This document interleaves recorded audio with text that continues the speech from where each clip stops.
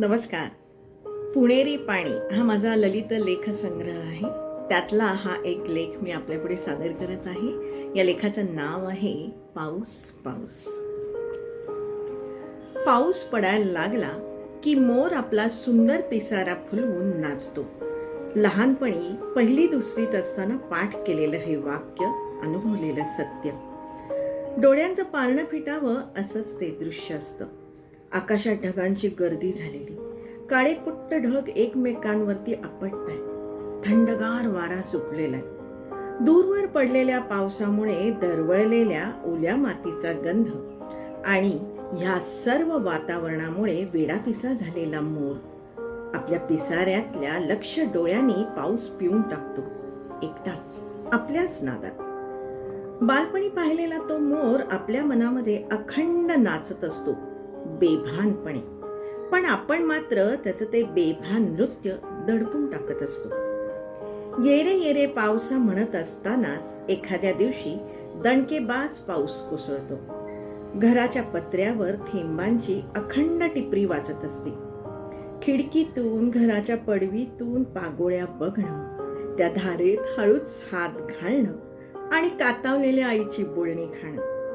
प्रत्येक घरामध्ये हेच घडत असतं. मग स्वेटर, रेनकोट, चिमुकली छत्री घेऊन वर्तमानपत्राच्या बनवलेल्या होड्या रस्त्याच्या कडेलगतच्या गढूळ पाण्यात सोडताना तो मनातला मोर नाचतच असतो. 7 जून मृग नक्षत्राच्या मुहूर्तावर पावसाचं आगमन होतं आणि पुढचे 4 महिने पाऊस पडतो. परीक्षेसाठी पाठ केलेलं हे आणखीन एक वाक्य. सकाळी सकाळी शाळेत जायला निघावं आणि पावसाच्या सरी याव्यात. मग रेनकोट, दप्तर, डबा कसंबसं सांभाळत ओल्या कपड्यांनी शाळेत दाखल व्हावं. गारठलेल्या हातापायांनी वह्या पुस्तकं काढायची, पण लक्ष असतं खिडकी बाहेर पडणाऱ्या पावसाकडे.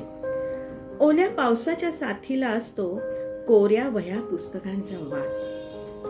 अजूनही कधी वह्या पुस्तकांच्या कोरेपणाचा वास आला ना, तर मन हळूच खिडकी बाहेर डोकावतं ओल्या पावसासाठी.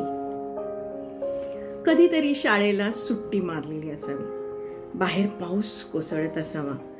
गळ्यापर्यंत पांघरून घेऊन एखादी छानशी कादंबरी वाचत असावं. विविध भारतीची सुंदर हिंदी गाणी लागावीत. मधूनच आल्याचा वाफळलेला चहा. बस, अजून काय हवं? कुमारावस्थेतल्या सुखाच्या परिसीमा तिथेच संपत. अजूनही कधीतरी तो पाऊस तसाच अनुभवण्याची मजा काही औरच. श्रावण मासी हर्ष मानसी हिरवळ दाटे चोहीकडे म्हणता म्हणता कधीतरी पहाटे जाग येते पाऊस बघण्यासाठी. पहाटेच्या त्यावेळी रिमझिमणाऱ्या पावसात अंगणात जावं प्राजक्त वेचायला.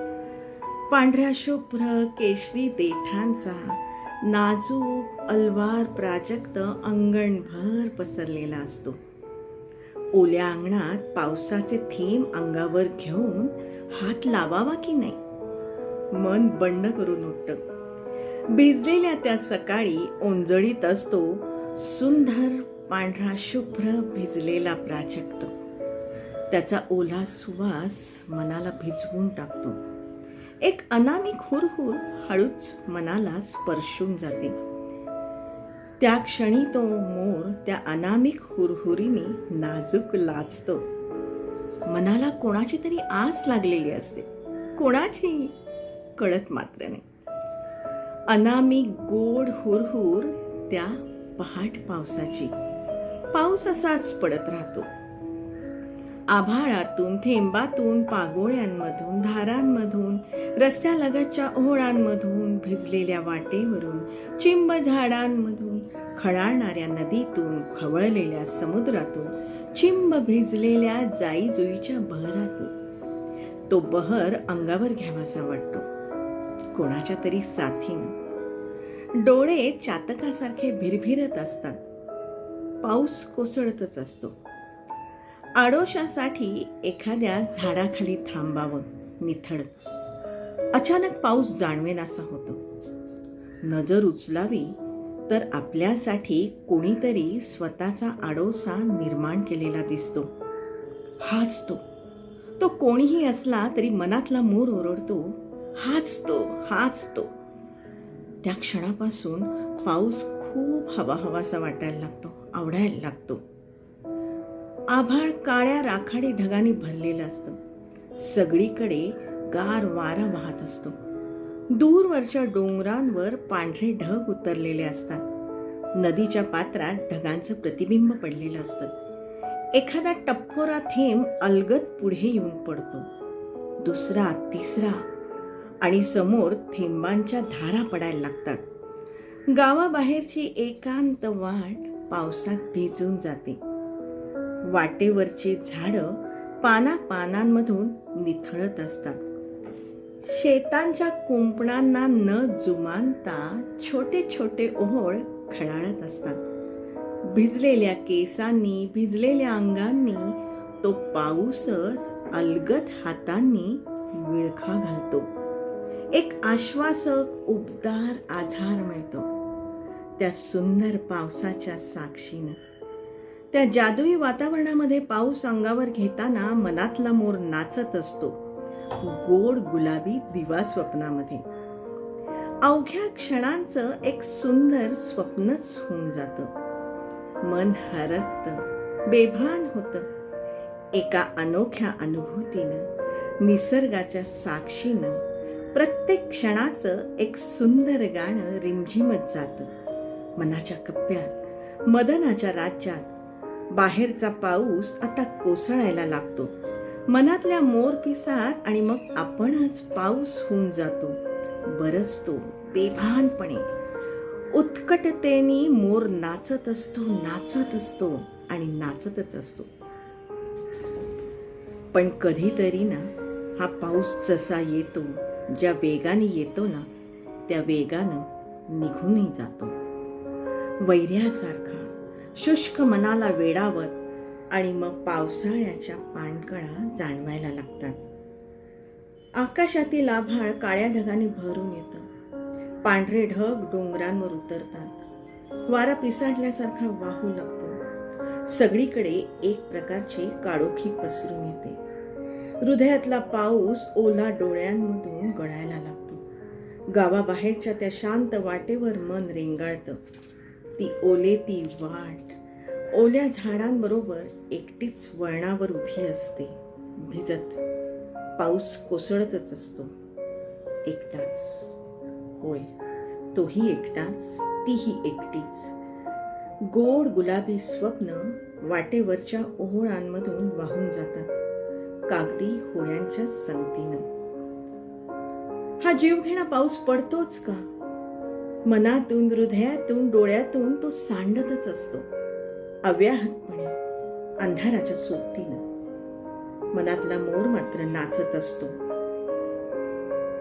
रोजच्या उदासपणे, मूकपणे पिसारा फुलवून, पिसाऱ्यातले लक्ष डोळे पाऊस बरसत असतात आठवणींचा.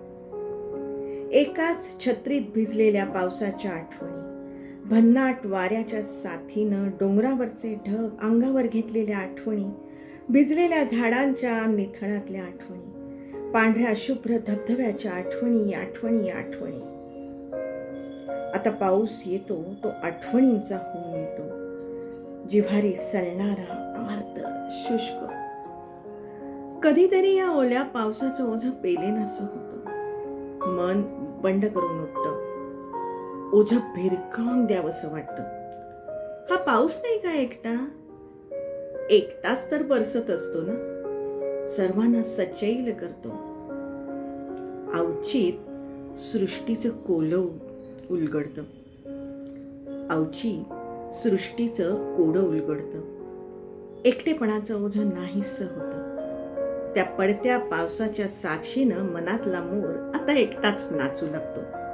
ती वाट, तो पाऊस, ती झाडं अशीच उभी असतात, कालच्या खुणा घेऊन. आपणही तसेच असतो ना, कालच्या आठवणी घेऊन. कोसळत्या पावसात भिजलेले, पण आता तो पाऊसच आश्वासक असतो, एकटाच बरसणारा. आपल्यासाठी वाटेवरचे ते भिजलेलं वळण कधीच पार झालेलं असतं.